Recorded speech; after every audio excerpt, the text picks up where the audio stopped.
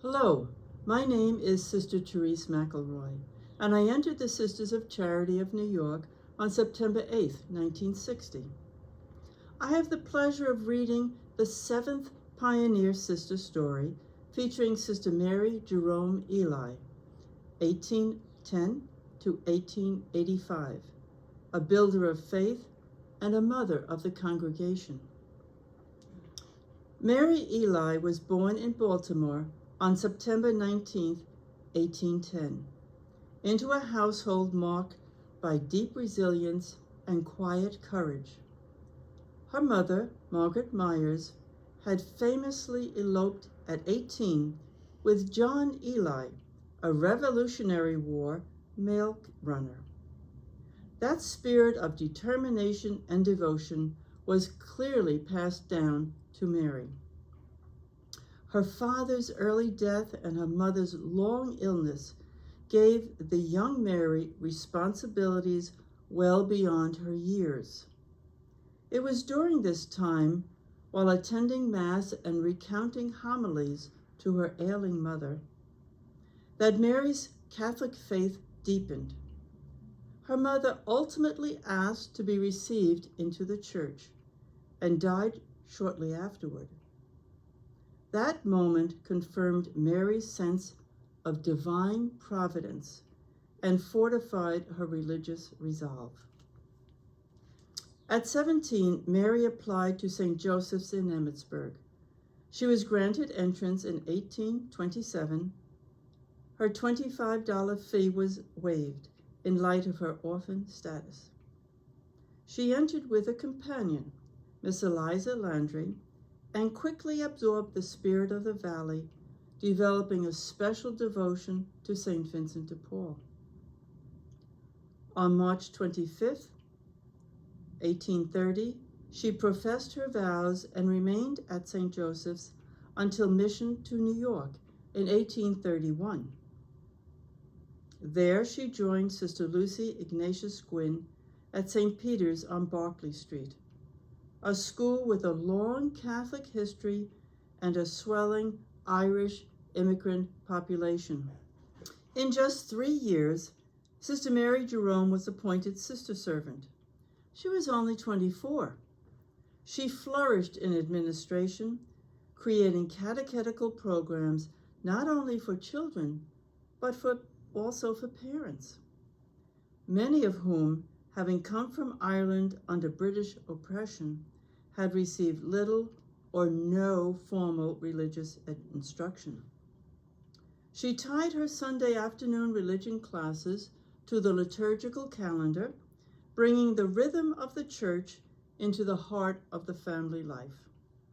She also saw the dangers posed to young boys by city gangs and lobbied for a boys' school as early as 1839, though it wasn't approved until 1840. Under her leadership, the St. Peter's mission grew steadily.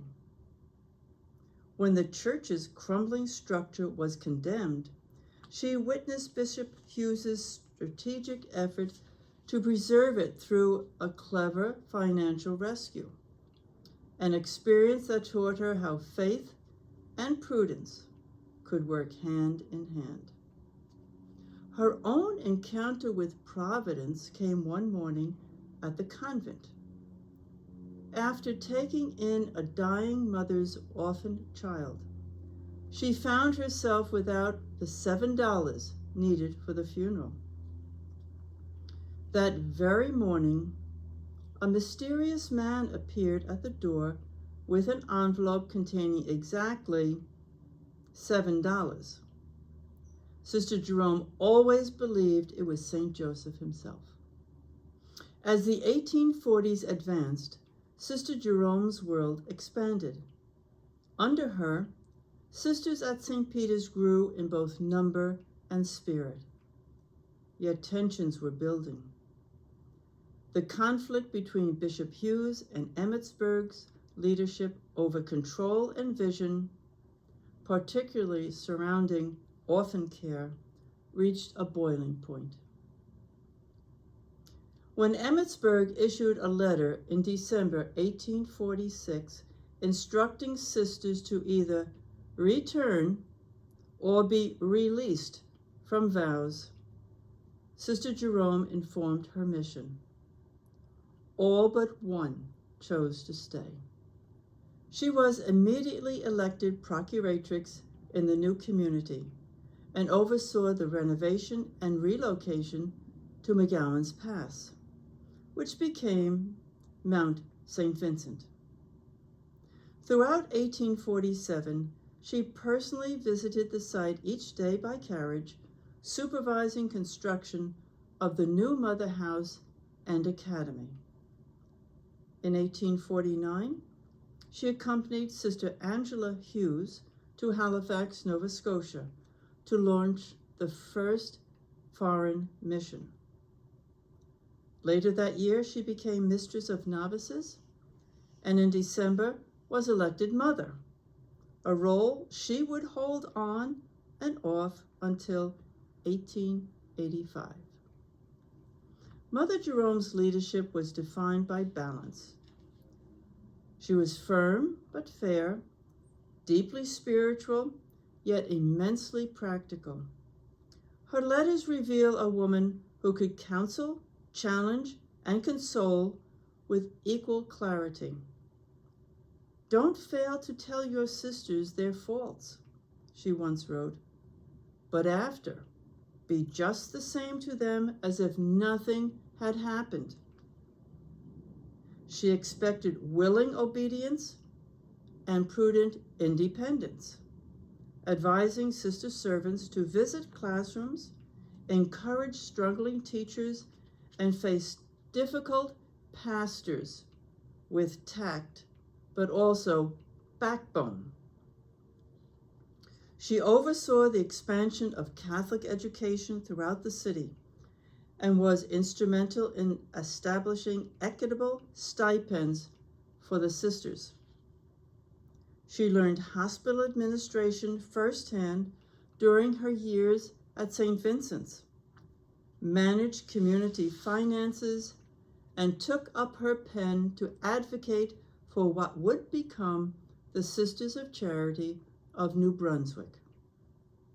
Though disappointed when only one candidate arrived, she recognized the providence in setbacks. "I really think it is all for the best." Her devotion to St. Vincent de Paul was unwavering. When finally granted access to his conferences, she had them printed and read aloud in every house. She promoted devotions like novenas, feast day observances, and catechism recitations, embedding them in the life of the community.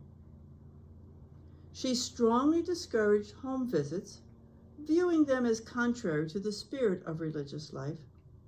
Yet she retained a joyful and communal spirit, delighting in feast day celebrations and jubilee gatherings. During her first term, the congregation had just 47 sisters. By her death in 1885, there were over 900, serving in 80 houses, 47 of which she had opened. She had lived and led under the guidance of church giants, Dubois, Hughes, McCloskey, and Corrigan. Through all, she remained always young at heart, as one obituary noted. A custom she initiated endured for decades.